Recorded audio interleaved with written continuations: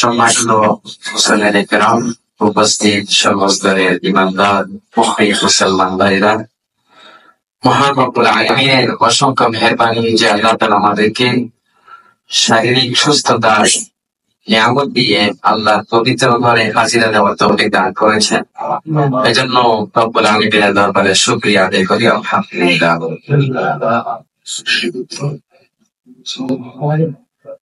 আল্লাহ তাআলা এই পৃথিবীতে আমাদেরকে যত নিয়ামত দিয়েছেন তার মধ্যে অন্যতম শ্রেষ্ঠ নিয়ামত হচ্ছে যে আল্লাহ তাআলা আমাদের মাঝে আমাদের মহানবী হযরত মুহাম্মদ মুস্তাফা সাল্লাল্লাহু আলাইহি ওয়াসাল্লাম আমাদের মাঝে প্রেরণ করেছেন। আমরা উম্মত হিসেবে সৌভাগ্যবান। আল্লাহ তাআলা আমাদেরকে অনেক দিন থেকে সৌভাগ্য দান করেছেন। আল্লাহ তাআলা আমাদের ভাগ্যের মধ্যে সব রাসূলের মধ্যে শ্রেষ্ঠ রাসূল, সব নবীদের মধ্যে সেরা নবী আমাদেরকে দান করেছেন, আলহামদুলিল্লাহ। হযরত আদম আলাইহিস সালাম থেকে নিয়ে সর্বশেষ নবী মুহাম্মদ সাল্লাল্লাহু আলাইহি ওয়াসাল্লাম 1,24,000 মতান্তরে 1,24,000 মতান্তরে যত নবী দুনিয়াতে আসছেন তার মধ্যে শ্রেষ্ঠ নবী কে? আমাদের নবী মুহাম্মদ সাল্লাল্লাহু আলাইহি ওয়াসাল্লাম। এবং আসমানি কিতাবের মধ্যে শ্রেষ্ঠ কিতাব, সেই শ্রেষ্ঠ কিতাব কুরআন আল্লাহ তাআলা আমাদেরকে দান করেছেন। এবং দুই কেবলার মধ্যে শ্রেষ্ঠ কেবলা বাইতুল্লাহ, সেটাও আমাদেরকে দান করেছেন। আমরা অনেক দিক থেকে শ্রেষ্ঠত্বের এবং মর্যাদার অধিকারী এবং উম্মত হিসেবে আমরা শ্রেষ্ঠ উম্মত। আল্লাহ তাআলা বলেছেন, কুনতুম খায়রা উম্মাতিন উখরিজাত লিন-নাস, যে তোমরাই আমাদের শ্রেষ্ঠ জাতি, তোমাদেরকে সৃষ্টি করা হয়েছে মানুষের কল্যাণের জন্য। তো সর্বাধিক থেকে আমরা সৌভাগ্যবান। এখন আমরা যে নবী পেয়েছি, সে নবী তার ক্যারেক্টার কেমন ছিল, তার চরিত্র কেমন ছিল, তার আখলাক, তার মানবিক গুণগুলো কি ছিল, সে বিষয় নিয়ে আজকের আলোচনা। আল্লাহ তাআলা আমাদেরকে যে নবী দান করেছেন তিনি সর্বদিক থেকে পূর্ণাঙ্গ। তিনি আকৃতির দিক থেকেও পূর্ণাঙ্গ এবং চরিত্রের দিক থেকেও পূর্ণাঙ্গ। একজন মানুষকে যে আমি আইডল হিসেবে তাকে গ্রহণ করব, এই লোকটা কেমন হইতে হবে?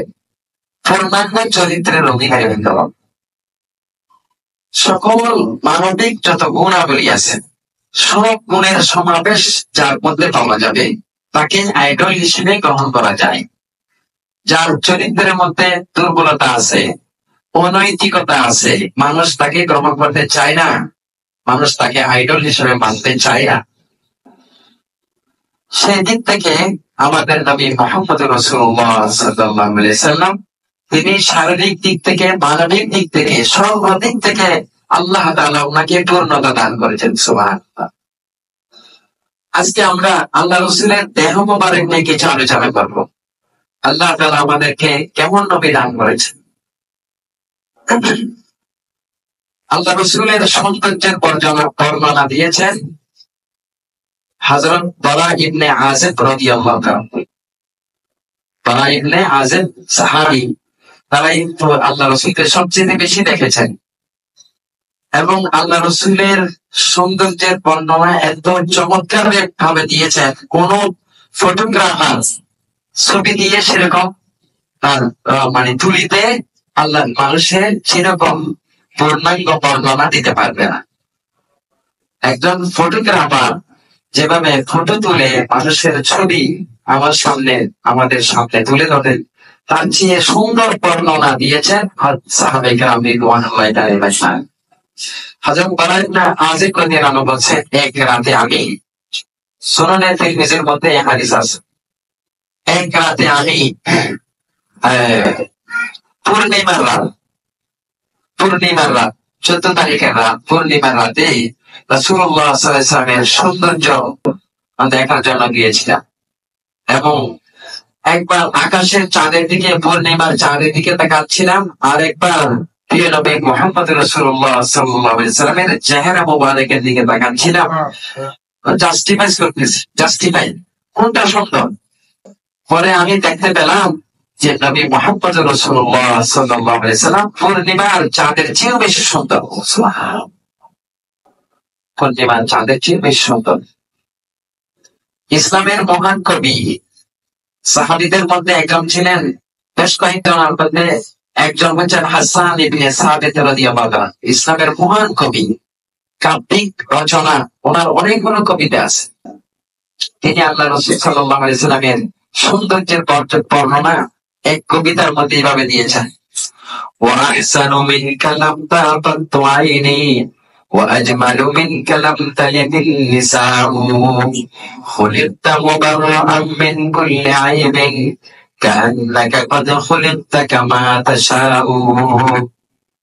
কবিতার মাধ্যমে, আরবি কবিতা, আল্লাহ রাসূল সাল্লাল্লাহু আলাইহি ওয়াসাল্লামের সৌন্দর্য বর্ণনা দিতে গিয়ে তিনি বলেন, ওয়া আহসানু মিনকা লাম তারাত আইনি, আমার এই দুই চোখ দিয়ে অনেক মানুষ দেখেছি, অনেক মানুষের ছবি আমি দেখেছি, অনেক মানুষের চেহারা আমি দেখেছি, কিন্তু রাসূলুল্লাহ সাল্লাল্লাহু আলাইহি ওয়াসাল্লামের মতো সুন্দর ব্যক্তি আমি আর কাউকে দেখিনি। সুবহানাল্লাহ। ওয়া আজমালু মিনকা লাম তালিদিন নিসাউ, এবং কোন মা এরকম সুন্দর সন্তান জন্ম দিতে পারেনি। সুবহানাল্লাহ। আল্লাহ রাসূল সাল্লাল্লাহু আলাইহি ওয়াসাল্লামের চেয়ে সুন্দর এরকম কোন মা আল্লাহ রাসূলের চেয়ে সুন্দর সন্তান কেউ জন্ম দিতে পারেনি। সুবহানাল্লাহ। খুলিকতা মুবাররাআন মিন কুল্লি আইবিন কাআন্নাকা ক্বাদ খুলিকতা কামা তাশাউ।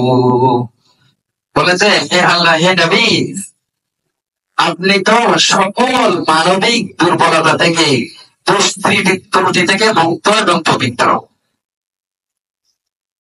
একজন মানুষের মধ্যে কিছু গুড ক্যারেক্টার আছে, কিছু ব্যাড ক্যারেক্টার আছে, কিছু ভালো গুণ আছে, কিছু খারাপ গুণ আছে।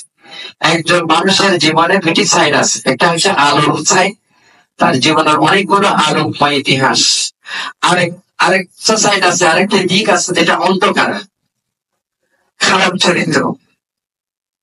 তো হাসান ইবনে সাবিত রাদিয়াল্লাহু আনহু বলছেন, এই পৃথিবীতে যত খারাপ গুণাবলী আছে, যত খারাপ চরিত্র আছে, ব্যাড ক্যারেক্টার আছে, সমস্ত ব্যাড ক্যারেক্টার থেকে আল্লাহ তাআলা আপনাকে পবিত্র হিসেবে আমাদেরকে প্রেরণ করেছেন। সুবহানাল্লাহ।